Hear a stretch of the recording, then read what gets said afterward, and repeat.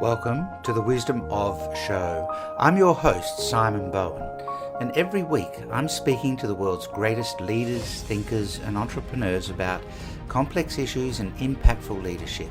Join us in the Renaissance of Wisdom. So, welcome to the Wisdom of Moe Vela. We live in an increasingly complex world, politically, socially, commercially, and with that complexity, there's a need for deeper thinkers, the purveyors of wisdom and authentic genius. And these people within their domains need to be seen and heard in more powerful and louder ways. These thinkers are the leaders of a renaissance of wisdom that we need in the world today. The goal of the show is to unpack how these wisdom-driven leaders work their way through complex issues, concepts, conflict, and a range of other things that confront the world today, and get above what I call the thinking line into this space of profound thought, rather than through a lens below the line of superficial hacks, tricks, tips, and trends.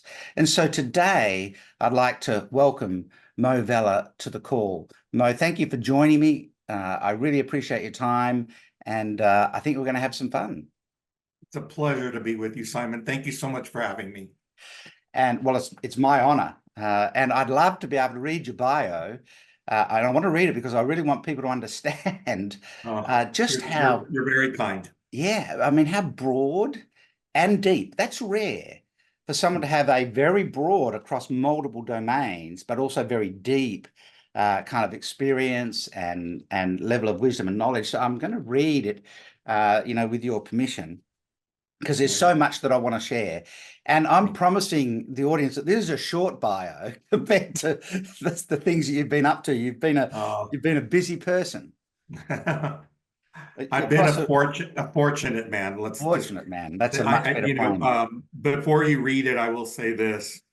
I live in a profound sense of gratitude because every single chance I've had or opportunity I've been exposed to, I'm just grateful for. So you're very kind to share that with your audience.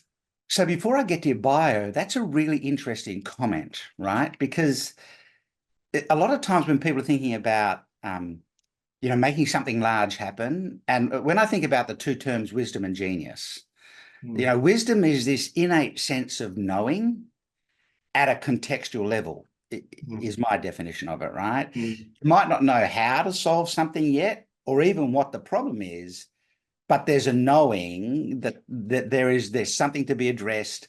There's a different game at play. Yeah. And then genius to me is the ability to apply that wisdom at scale for impact, right? And so one of the things that I notice often when I'm talking to people like yourself, and I am going to come back to that bio, is it's interesting that you led off with gratitude, right?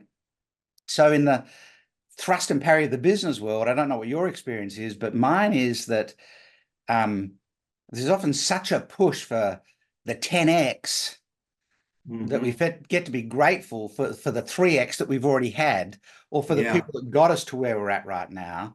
Yeah. And hand in hand with gratitude, I often see humility amongst these wisdom-driven. Well, you literally just took the word out of my mouth, because what I was about to say, that to me, I think what's missing, at least from my experience in the business world, doing a lot of global transactions, formerly in the political world, as you'll probably share with your audience in a minute, but most recently in Hollywood, and then international commodity trading and legal work and so on and so forth.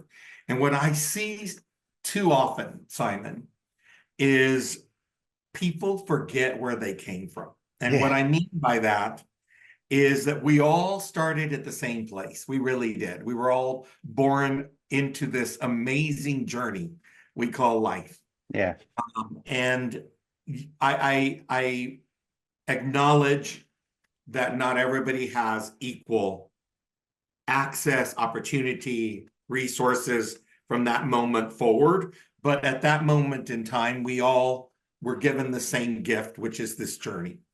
And I don't pretend to understand every single person's journey, but what I do understand is that when people are not grateful, it tells me everything I need to know about them, because Mm, that means they're taking everything for granted.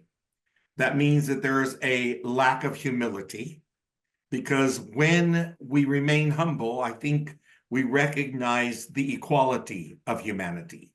And that's what I thrive on. The fact that I try, let me put it that way. I'm not by any stretch of the imagination perfect on this, but I try never to have a minute of the day that I don't remember, recognize, and acknowledge that there are brothers and sisters of mine somewhere on this planet that have not experienced the blessings and the goodwill that I have had. And therefore, it takes me to gratitude that for some reason I was fortunate to get to experience the things that I have experienced. But I won't stop. I don't think that gratitude stops at gratitude. It has to be a force, in my opinion, Simon, yeah, for action so that we can keep transacting, keep doing business, keep consulting with companies that are growing, keep advising individuals in positions of power, excuse me, so that everyone's contributing to the betterment of humanity. So that yeah. is a very long explanation of why I started with gratitude, because I believe we cannot forget those among us who still need all of us to make the world a better place for Sure. them. And the greatest, um, if life is a gamble, Mm. the greatest hand you ever, well, the most important hand you ever get played in life is where you were born, who you were born to. That's right. We talk about the self-made success, right?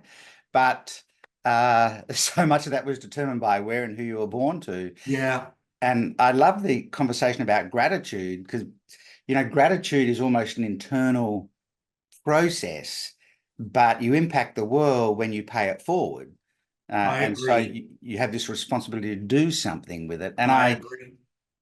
I, And no matter what your role is, right? yeah, Because I think I often hear, I say this in a speech I give on this topic, and I often hear when somebody, I say what you just shared, and somebody inevitably will raise their hand and say, but I'm just a fill yeah, in the blank, right? yeah, And I'm like, if I ever hear you say just a, to me, I'm going to come out and hug you, and I'm going to have a long lecture talk with you, yeah, because nobody is just anything, right? yeah, yeah, Because if you are a mailman, a mail delivery person, a postman or postwoman, or you are a bank teller, or you're a teacher, or you're a janitor, right? Or you're a housewife.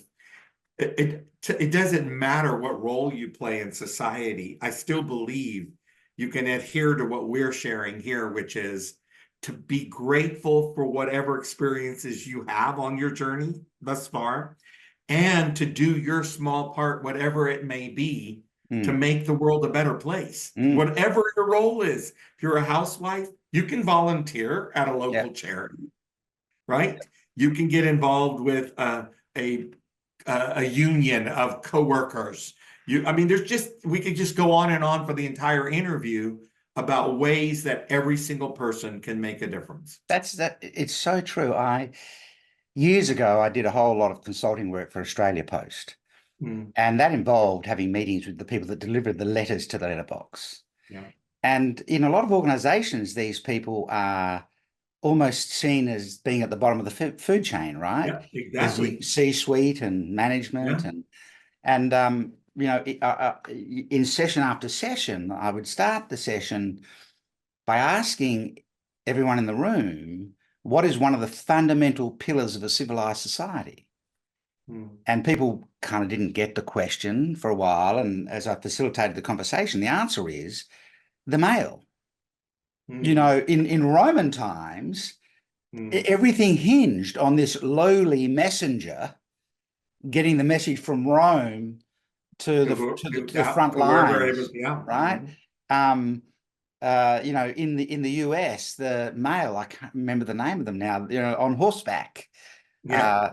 It's just when you reframe for people, You delivering that The Wells letterbox is a Fargo corner of Express, civilization. I think you're Uh, thinking of the Wells Fargo Express, maybe, yes, yes, where they right. would carry the mail in like a horse and buggy Yeah. in So you getting the mail to that person's horseback. letterbox Yeah. is a cornerstone of civilization, particularly Well, if that mail's the irony, Simon, is that in that particular setting, those delivery people are the heartbeat or the of backbone of course. that entire organization. Yeah. And by the way, that transcends your example, because this is what I've learned as a consultant working with large behemoth companies around the world is the true leader, the good CEO, the one that I believe that's effective and impactful, Yeah. that genius you're talking about, is the one who never ever loses sight of what we Correct. just said. That their base of employees, their team, are the heartbeat and the backbone of that company. Yeah. That without them, the CEO will never be viewed as successful, will never be viewed as a genius, will never be considered Yeah. wise if they can't motivate, inspire, affirm, celebrate, and make sure that their team feels seen and heard at all times in every policy you set, in every action you take, in every word you utter. Yeah. If It's your team doesn't feel seen, heard, affirmed, celebrated, appreciated, respected, then that CEO is never going to be viewed as a successful, wise genius. no, and how could they be, right? And it's interesting, and my experience has been exactly the same as yours. I've worked with lots of CEOs, coached a lot of Right. CEOs, and the very best ones do have that deep appreciation for the people in their organization, and their people know it. They display it every Exactly. single day, That's right. and they That know the doesn't mean names of all you're, their people. yeah. And that doesn't mean your team's not going to go do an interview somewhere and say, my job can be very tedious at times. That's not a reflection. But you're right. If you talk to a team and they say, there are things that I don't like about my job, but I can tell you this, my CEO believes in me. Yeah, He or she empowers me. yeah, They trust me, right? They allow me to do what they hired me to do. And when you hear those things, that's what I consider effective leadership. yeah.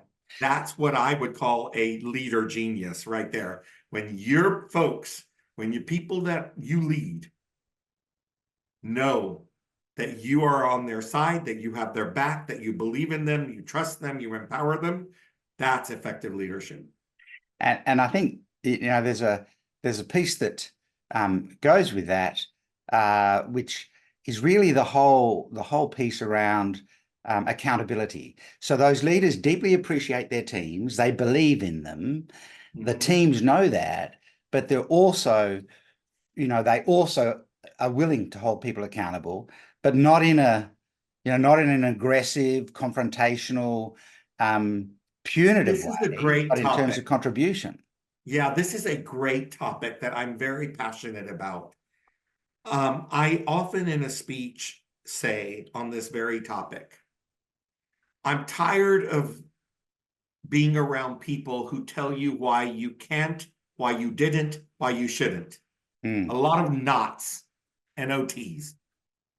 I think an effective CEO leader, a wise genius leader, as you call them, is the one who can tell you how you can, mm, why you can, how you get there, right? Who can clearly and succinctly spell out the objective, the mission, the vision, and then hold you accountable to yeah, those clear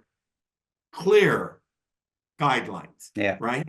yeah. But who, like you said, doesn't have to do it in a harsh, punitive tone. There's this difference about harsh and punitive and negative Mm, versus that manager leader who can say, we didn't quite get there, but let's talk about what you did do well. mm, And then let's talk about how you can get the rest of the way yeah, rather than, wow, you failed. You're horrible. You didn't get the extra whatever, right? But My gosh, that person will get there if we work together and collaborate on how you get there. They clearly didn't know how to get there, Simon. See what Yeah. I'm saying? They Yeah. got as far as they could, but a good leader knows how to help you get to that the next. Well, and a great leader, a wisdom-driven leader, also understands that they themselves don't always get there. Well, that's true. And And so again, how that's do I be yeah. punitive towards a member of my team who didn't quite get to the result, but they got 80% Yep. of the way, when I myself sometimes only get 80% of the way. Thank And you for recognizing again what we started with, which yeah, was we're kind of at the end of the day, we're all equal. You know how yeah, I view it? We're all equal because we all fear. yeah, We all have insecurities. yeah, We all love and want to be loved. We all aspire and dream. We all hope, right? We yeah. all fail at times. We all stumble at times. Hmm.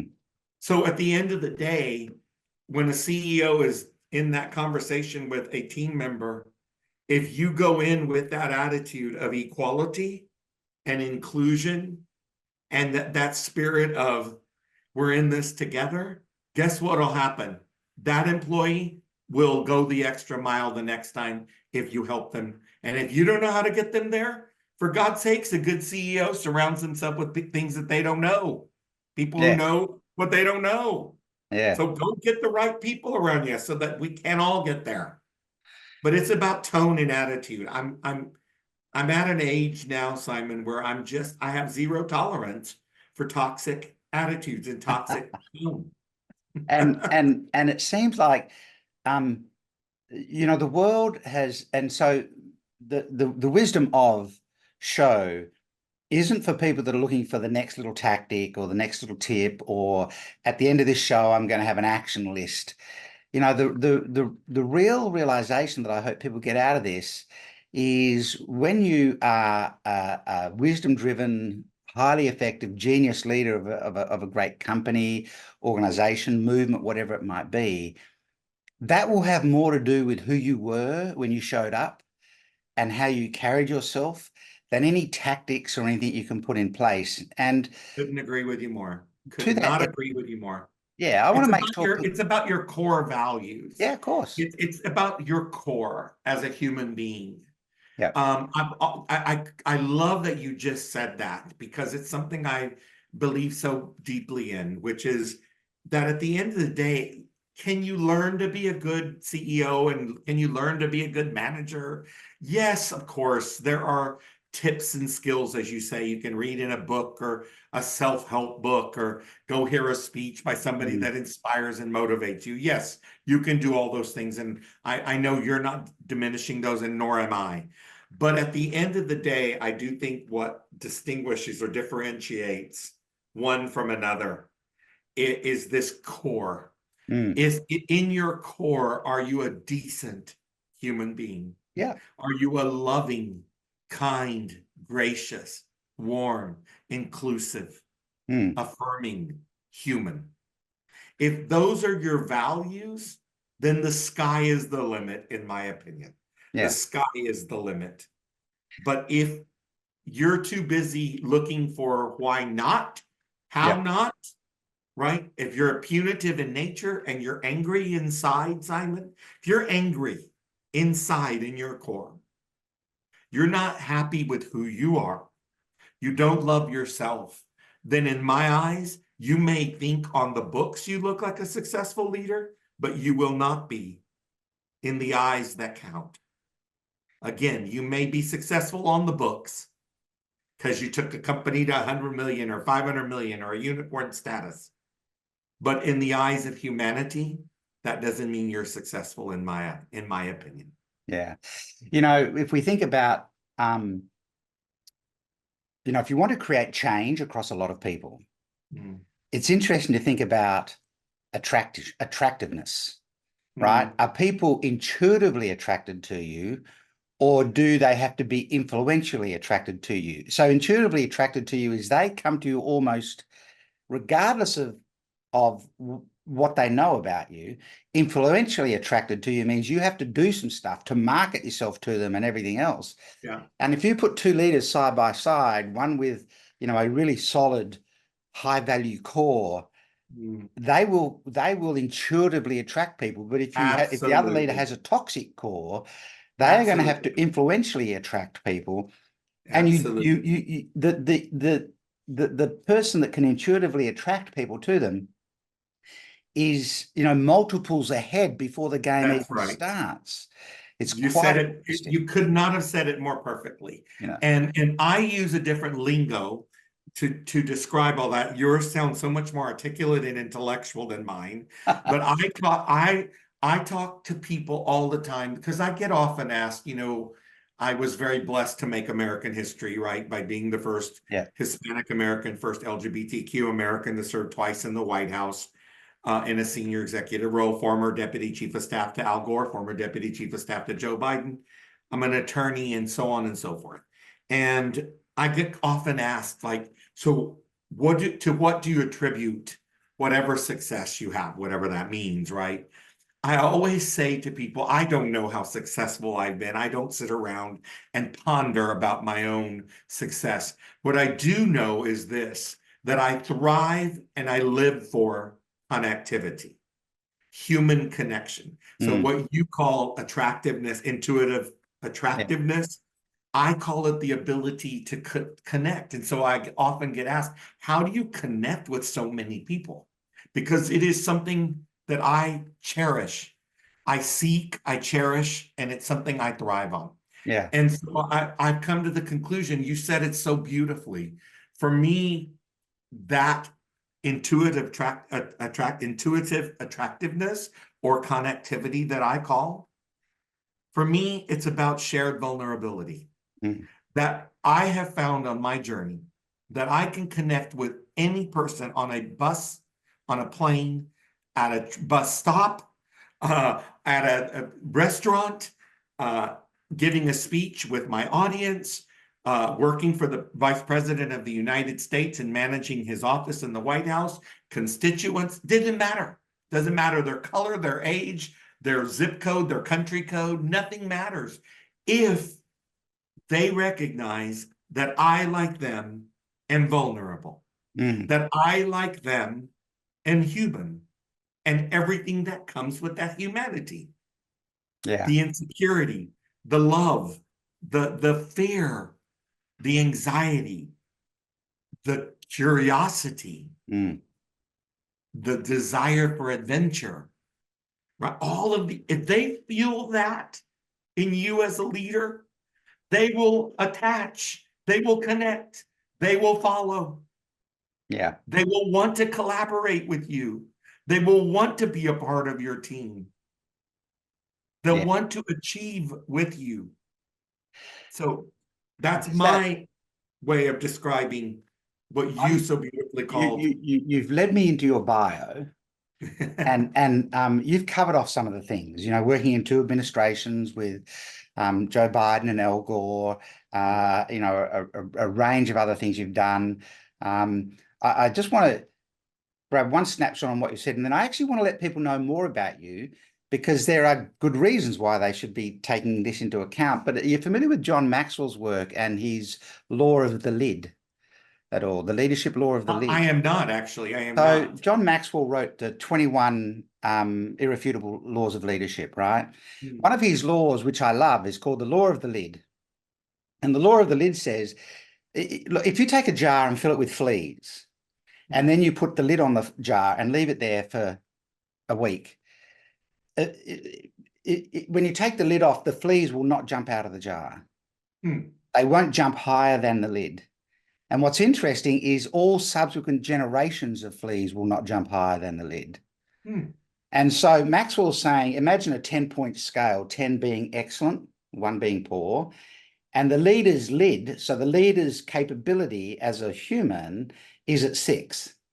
Hmm. How could anyone in their team jump above that level, right? And so that leader leaves one day and a new leader comes in who's at a 9. And the Hmm. team will be going like this. Hmm. And that new leader will be saying, there's a gap. I need to close that gap. So they start asking for greater accountability and performance. And the team goes, we don't like this new leader because they're pushing us, right? Yeah. But the Yeah. idea of the lid is people in your team really can't get above your level. So Mhm. one of the jobs of leaders is, to lead people into chaos safely. Mm, So all progress is on the far side of chaos. mm, That's where we see the new patterns and everything else. And people mm. don't like to go into chaos. So one of the jobs of great leaders is to lead people into chaos, but safely, right? Yeah. And so the leader's courage is the lid. So if the Mm, leader only has a certain level of courage, no one's going to follow them in, right. basically. So there's so much in what you're saying, but you alluded to some of the things that you've done in the past and things that you're doing right now, like unicorn hunters, Oh, yes. with people like Steve Wozniak and others. That Yeah. just looks like the greatest fun in the world, Been an unpacking. amazing experience, honestly. Just when you think that there is no way your career or your journey of life could take such an amazing turn. I sit on 5 or 6 corporate boards Yes. of kind of younger companies that are in growth cycles. And one of those companies, the CEO called out of the clear blue sky. And so he said, let's do a TV show. I said, we're a software company. How can we do a TV? Well, he explained his vision and he said, can you do something with it? And so out of that seed, I created this TV show, which was what Mm. we're talking about, called Unicorn Hunters, and it streams all over the world. And Steve Wozniak, I had the privilege of having the Woz on my show, and Lance Bass from NSYNC, and the former U.S. Treasurer, and the former Speaker of the United Kingdom Parliament was on the show. So we've had a former president of Costa Rica, an array of incredible luminaries. And it's been an amazing dream come true for me. Oh. I don't have to tell your audience this, but um, every TV show, there's hair and makeup before you start taping, right? And I finally, after about 8 episode tapings, I was like very upset after 5 days of taping 8 shows or something that I didn't get to go to the hair chair. So on the 5th day, I said, I'm going to the damn hair chair. And I went and sat in the hair chair, and the poor team was like, what do we do? What do He's we the do? co-executive producer, he's co-star of the show, and he's in the hair chair, but he has no hair. So I literally took my shirt off and I said, start braiding.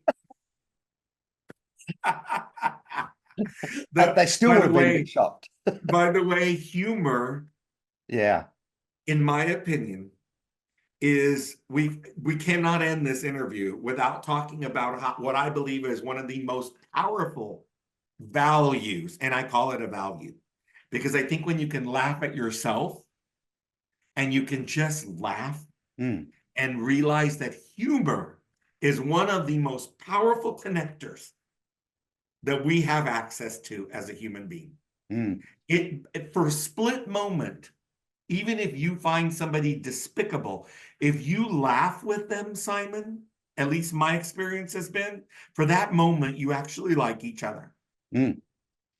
And so, talk about shared vulnerability. I also talk about, I believe that a good leader, an effective, wise, genius leader, knows how to laugh at themselves, Yeah. but also to create an environment where it's okay to use humor to bring us together, to bind us, right? To unite us. Well, humor is it's one of the most powerful internal and external circuit breakers Mm, of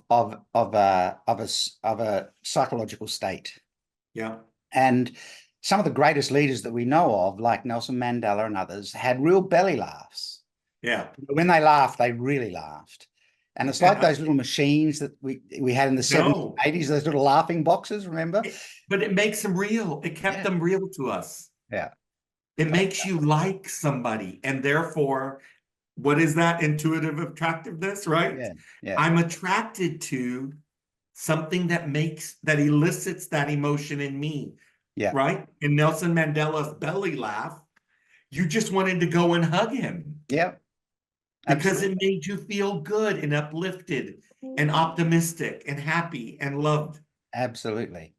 right? So Mo, you know, I keep keeping you from talking about my I bio. know.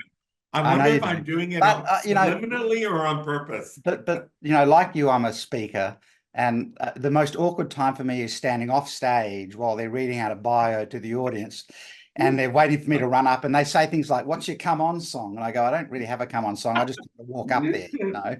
Do you have a sizzle reel? Not really. I'm just going to walk up there, you know, and start chatting." But the reality is, you have served in two administrations, U.S. Yes, presidential administrations.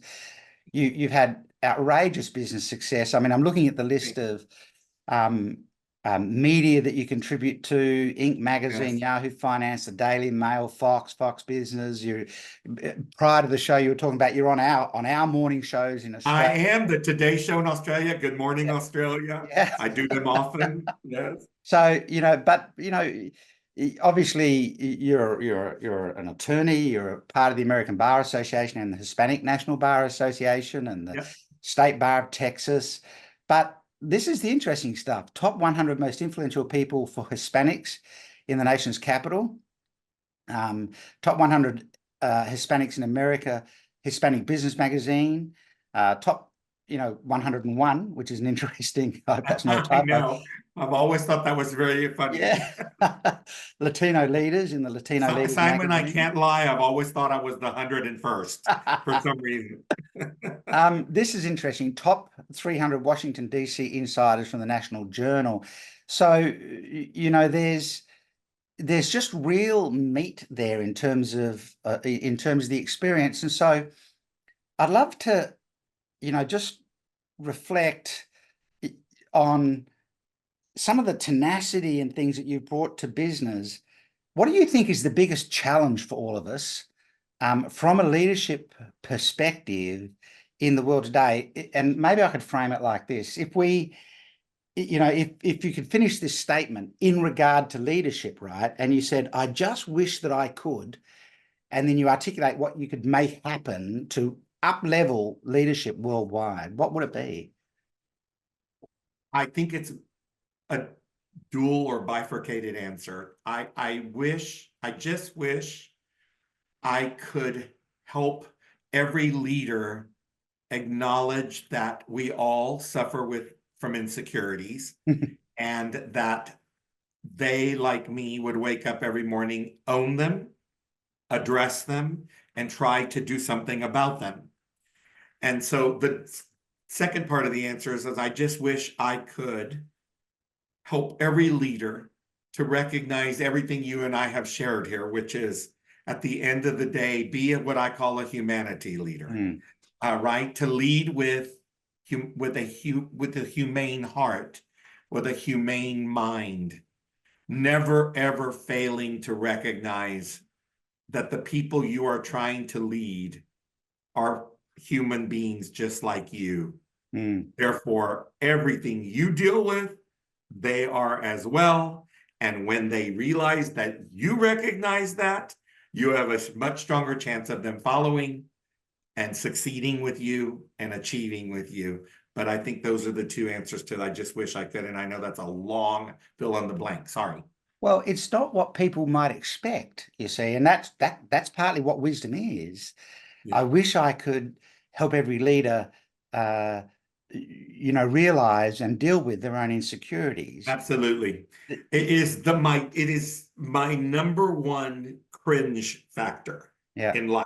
After all these years of serving in the White House twice, running a national trade association, whatever I've gotten to do, being an attorney, owning a consulting firm, it doesn't matter what any of those roles I've been so blessed to play and all those experiences. I'm not kidding you. My cringe factor of all of it has always been that it is absolutely appalling to me how people leaders allow their insecurities to be manifested in how they treat their colleagues, their employees, their business partners, their constituents, you name whatever industry. It's appalling and it's disgusting to me because you can pinpoint it immediately when somebody's rude. You know why they're being rude? Something's wrong with them. Yeah. You know why they're being bossy and impatient with their employee? Because something's wrong with them. Yeah. And those are insecurities, That's super right? They're interesting. rooted in some life experience or some past trauma or some bad thing that happened to them. And they're bringing it into their daily management and leadership. And that is where I see the most leaders fail, is That's because they allow that to seep in. And when that seeps in, now, let's be honest, it's not easy to keep it completely out. It's not. We're all human, we're all frail, right? We all have those insecurities. But I think if we remain aware and cognizant, we have a better chance of mitigating the how often that BS, excuse me, seeps into your leadership and the delivery of such. I love that. That is the wisdom piece that we're searching for. The leadership superpower is not invincibility, it's vulnerability. Yeah, absolutely. And that that's the wisdom of experience coming from that. Not only your own experience, but your experience in helping many other leaders. That's where you get to test and Yes, codify and absolutely. understand. So what I'd love to Absolutely. do, Mo, we're kind of approaching the end of a time frame here, and I could chat with you all day, as evidenced by the fact that I didn't get to your bio until we were three-quarters Oh, of the way through. But I'd love to just ask some quick questions, maybe two or three of them, and then sure. we'll and just the I know one line answers. I'm sorry. I will keep my answers short, I promise. so they're just out of left field questions. If you could time travel to any period in history, where and when would you go and why? If you could go to any place in history, why would you go there? And Oh, wow. That's the first time I've ever been asked that question in my entire lifetime. And what a poignant question. I love it. I would have to say uh, it's a tie between the Wild Wild West, discovery of the new frontier in the United States, and our colonial history here in the United States when this nation was first founded. Both of them intrigue me for probably the same reasons. This mystery, this kind of undiscovered, the spirit of adventure, and you just had no idea what was around the corner. So I would say both of those are tied. perfect. And then if you could master any skill, but you didn't need to practice it, you like click your fingers, you got it. What would it be? And more importantly, how would you use that? It would be the ability to play the piano on a professional level. And I would use that because I believe that is music and love, probably, and the arts are the most beautiful way to bridge different cultures, different countries. And it's the most uniting way to bring humans together. So I would use it to bring people together and to entertain in a way that would inspire and motivate, I would hope. I absolutely agree with that. We're lovers of the arts and of music, and you know, my wife and I learned to play instruments, and our children did. We're not great, but we all learned. And Yes. music changes the brain, Oh, absolutely. and it it's sad actually that in a lot of our educational systems around the world, the arts are actually falling to the Yeah, side compared to they're sports and things. lesser and lesser. It's not in my bio, but I was an actual professional opera singer for. Right. I went to my first 2 years of a university on an opera scholarship. Yeah. So I used to sing professionally, and so I could not agree with you more. Not only is music as you said, does it how it impacts the brain and how one thinks. But I also believe music is also affects how somebody loves and how their heart and For soul sure. work as well. It's also, a cornerstone of community, particularly ancient or indigenous tribes often, central to that is their Mm. music practices and things like that. Yes, yes, There's not an instrument that has the feel of an Australian Aboriginal didgeridoo, for example. yeah, yeah, There's something reverberating. yeah. If you could relive one moment of pure happiness from your past, completely unbridled happiness, can you think of what Oh, that moment might be? oh my gosh. If I could relive it, Yeah.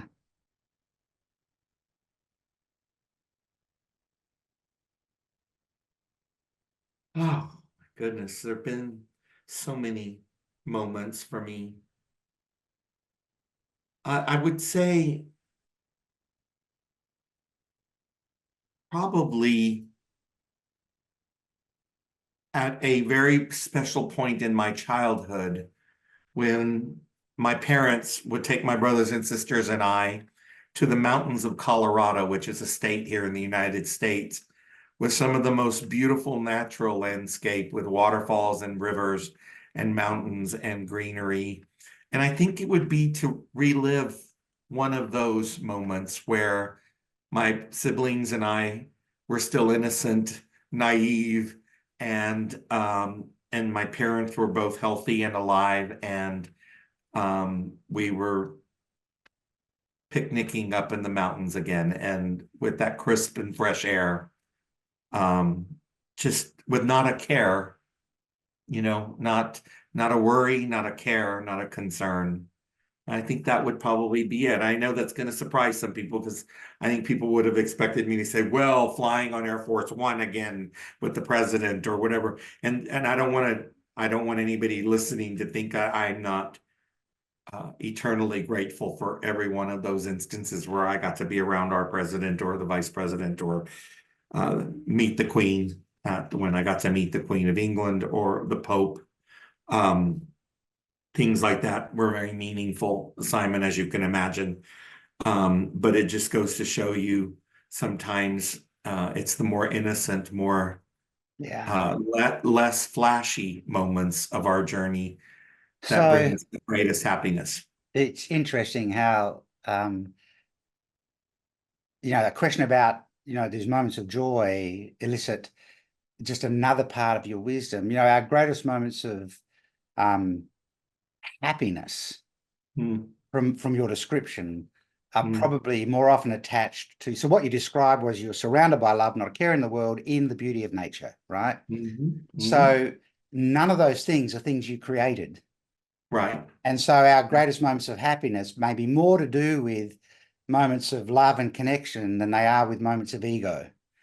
And Yeah. a Yeah. lot of times people are expecting someone with your level of success, excuse me, to talk about moments of ego as your moments of happiness, and it's not it at all.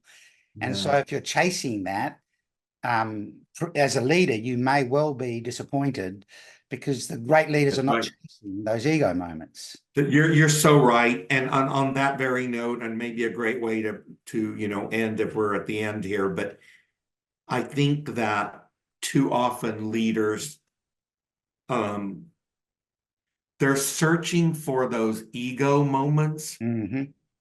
And for some reason, societally, I think we've been patterned to believe that that is the definition of success, Yeah. or that you're an effective leader, that the definition of an effective leader seems to be correlative or tied to, if you will, that ego trip.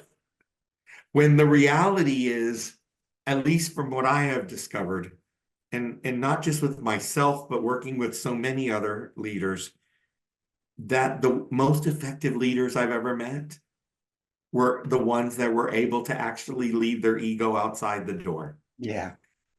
That they were the ones that came in and they led in what I call a real, raw, vulnerable, humanistic manner. Mm. Those, the ones that I will say to my last breath, were the wise, effective, genius leaders in my lifetime. Those that left their ego somewhere else. Now, psychologists would say, Mo, you're wrong. You can never leave your ego out, right? Well, I understand that. But I think anybody listening understands my point, I hope, which is keep your ego in check.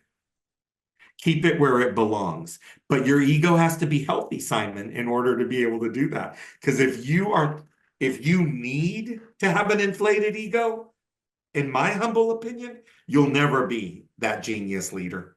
You'll never be. Yeah. But it's that healthy ego manager leader that can be. I really believe that. Well, you need a sense of self-confidence and a sense of self-certainty and a sense of self presence and esteem. Self-worth and all Yeah. those things. But that's different than arrogance. That's Correct. different than being cocky. That's different than thinking you're better than others. Yeah. And I've often spoken to people about ego stands for edging goodwill out in its most toxic form. And so if your ego is coming to the table and it's edging goodwill out of the room, you need to check it at the door. Oh my God. Keep your self-confidence and everything Uh, else, but check the ego at the door that's edging oh goodwill out. Lord. And we're going to end the way we started with gratitude and humility, We right? absolutely Because are. And thank you for that. I really want to show some gratitude to you. I'm getting sunspots all over my face here coming through the yeah, window now. It's just starting to break dawn here in Australia. But I really want to thank you, Mo, for the generosity of your time. More my importantly, pleasure. the generosity of the wisdom that you've brought to so many You're important so kind. conversations over so many years. I also want to thank the audience, the listeners that are with us at this point for staying with us all the way through. We appreciate that. I would often do a quick summary, but I think Mo summarized it so much better with his last delve into ego and the difference between great leaders and the leaders that bring a toxic ego with them and then destroy rather than contribute. And lastly, I want to lay down a challenge to people, and it's a challenge that I think is a constant of the show. And that challenge is to contemplate how you show up. The lessons from Mo, it's how you show up that is more important than anything else, and how you become that leader where everyone knows that you appreciate them. You have deep gratitude, you have humility, and yet you bring a level of wisdom to the table that can change things in powerful, powerful ways, and you have courage that people are willing to follow. So I challenge everybody in leadership roles. The world needs a massive upgrade of leadership today more than ever before. And I would challenge everybody to think about how you play a role in that. So, Mo, thank you so much My for spending pleasure. the time with us. And I just can't wait to have more conversations with you. It's the first time we've met, but I've thoroughly, thoroughly enjoyed this. I look forward to being with you. Hopefully you'll have me back.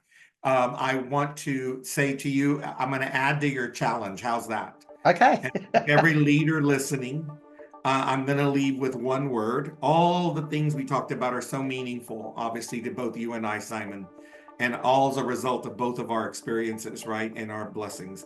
But we didn't really use the word authenticity, and I just think we would be remiss if we did not leave this beautiful conversation without saying to every leader, be authentic, your authentic self always, because I think when people don't see authenticity, you'll never, ever have the chance to succeed.